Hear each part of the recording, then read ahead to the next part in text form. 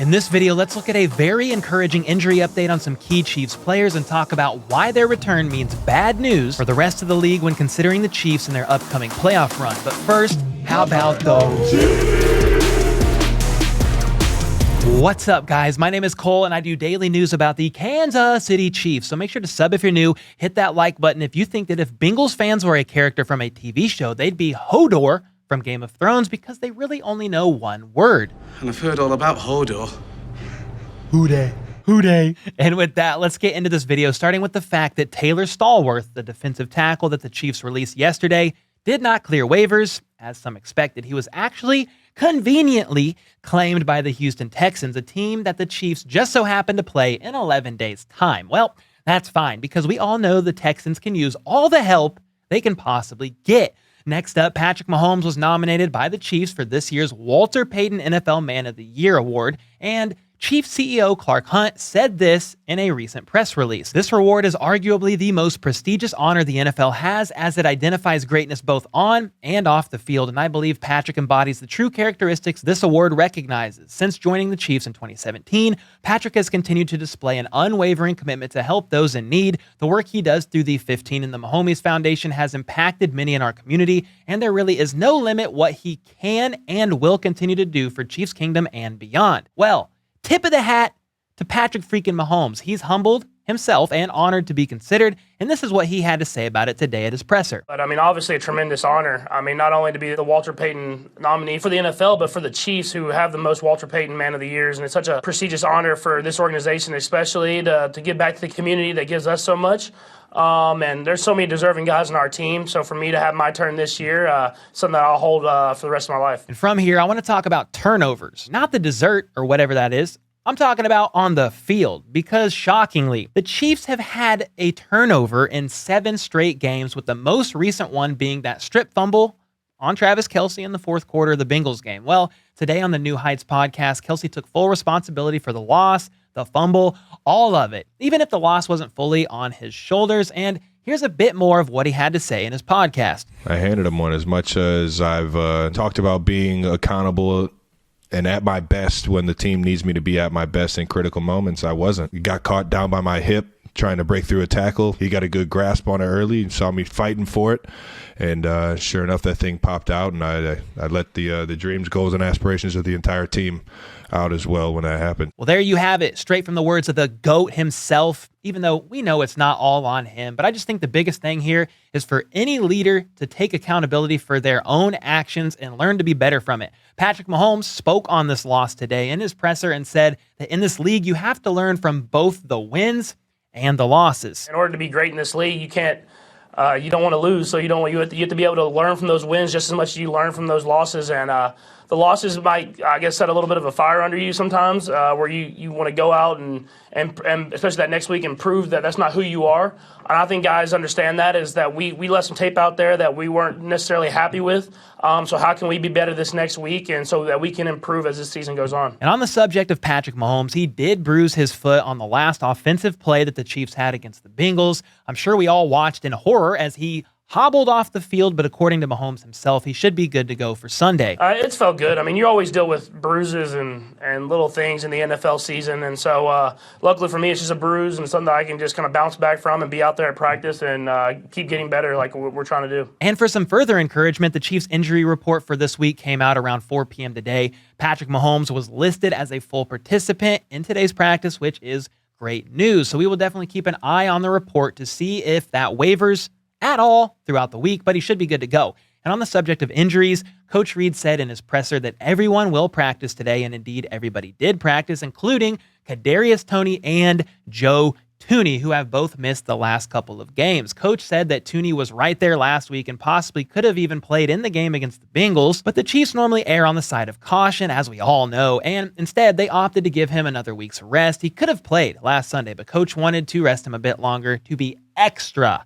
sure. I'll explain why that is in just a moment, but first, while everybody else practiced today, linebacker Nick Bolton, groin, and Kadarius Toney, hamstring, were both listed as limited participants. And it's interesting to note that Nick Bolton was limited because he He had his worst graded performance of the season against the Bengals this past Sunday, and it makes me wonder if this groin injury occurred during the game. And if it did, it makes sense why he played so poorly in comparison to his standard high level of performance. And regarding Kadarius Toney, who again was a limited participant today, Coach Reid said that he's currently day-to-day, which honestly could mean a few different things. But he feels better this week than the last. And here's what Coach Reid had to say about Kadarius today in his presser. We'll see. I'm going to let him get out there and work a little bit. We'll just see how he does. We're not, I'm not going to bring him back and have him hurt it again. That's not what we're looking at. So just see what he can do. So yeah, they're not in a hurry to bring him back and have him re-aggravate the hamstring that's already caused him to miss weeks 3 through 7 when he was with the Giants.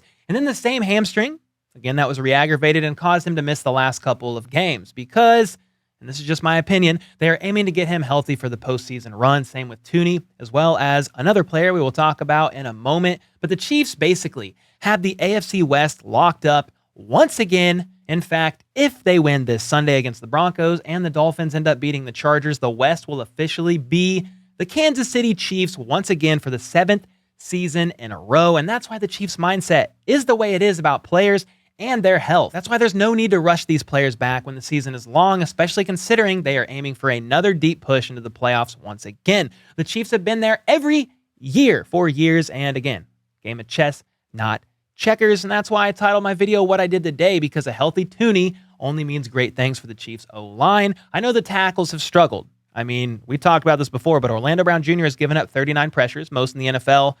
Andrew Wiley has given up 37 pressures, second most for any tackle in the NFL. But a bright spot here is the trio, Thuney being one of them. He's the 7th highest graded guard in the NFL, and specifically is the 2nd highest graded guard when it comes to pass blocking.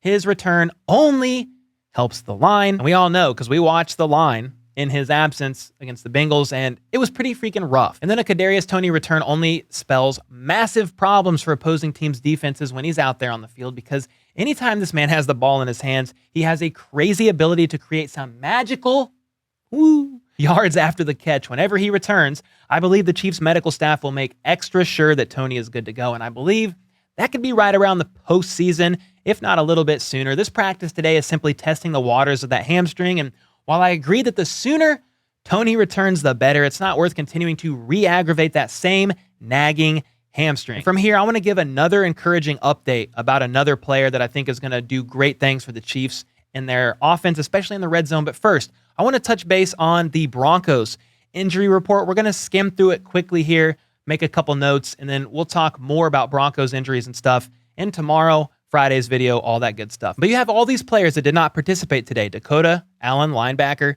Andrew Beck, fullback tight end, Tom Compton, offensive lineman, Brandon McManus, their kicker. That's worth watching. Dalton Risner, their guard, Cortland Sutton, wide receiver, hamstring. And their coach spoke today to the media and said it's not looking likely he's going to play. That's a big loss for Denver, and they're already struggling offense, to say the least. But for the rest of these guys, they're limited. Jacob Bobenmoyer, I think is how you say it. I don't know. Baron Browning, outside linebacker. Jonathan Harris, defensive lineman. Kareem Jackson, safety. Jerry Jeudy, who's been dealing with an ankle injury. I think he will play, but we'll get more updates on that as the week progresses. And then Kayshawn Williams, wrist, elbow, knee. Good God. Head, shoulders, knees, and toes, wrist, elbow, all of the above for this man.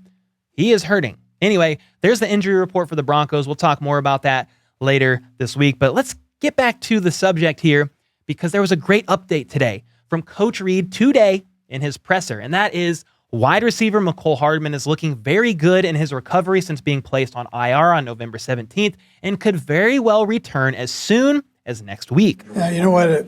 He's doing well. He had lost some weight. He's put the weight back on, which is good. And he's out running now, and he's getting close. Yeah. What's your expectation? You think you might have him back next week? Yeah, there's a chance. Yeah, there's a chance.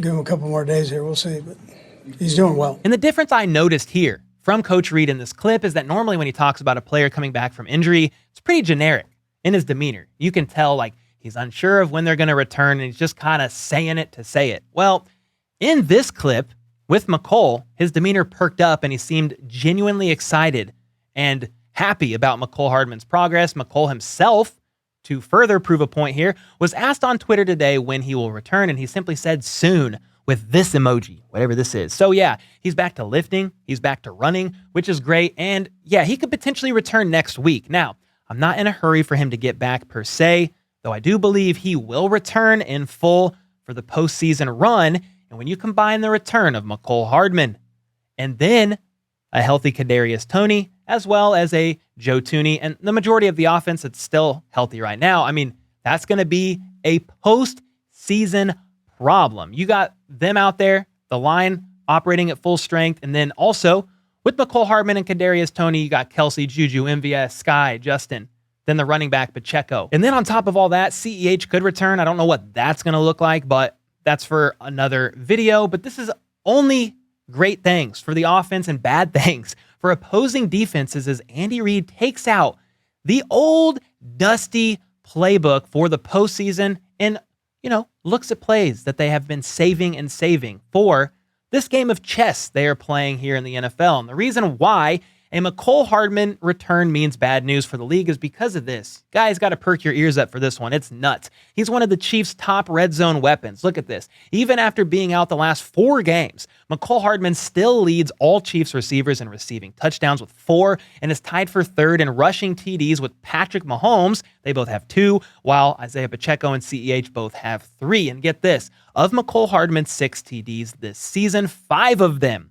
were scored in the red zone. And yes, your ears heard that correctly. All 4 of his receiving TDs and 1 of his rushing touchdowns were all within the opposing team's 20-yard line. And I believe the Chiefs have struggled in the red zone with Mecole's absence. Look at this. During weeks 1 through 8 of this season, the Chiefs' red zone TD percentage was 76.67%, which was first in the NFL. But since his injury and him not playing, their red zone TD percentage has dropped all the way down to 47.2%, dropping them considerably lower than first in the league. I don't know the exact number. It's mid, 10 to 15, somewhere in there. But if you average this out for the full season, yes, the Chiefs still rank 5th overall in their red zone TD percentage, but Mecole's absence has clearly been missed in the red zone, and his return will only make things that much more difficult for other teams to defend against an already stacked Chiefs offense who leads the league in total passing yards, touchdowns, first downs, points per drive, and score percentage per drive. Sheesh. And with all that being said, do you guys agree with me here that the eventual return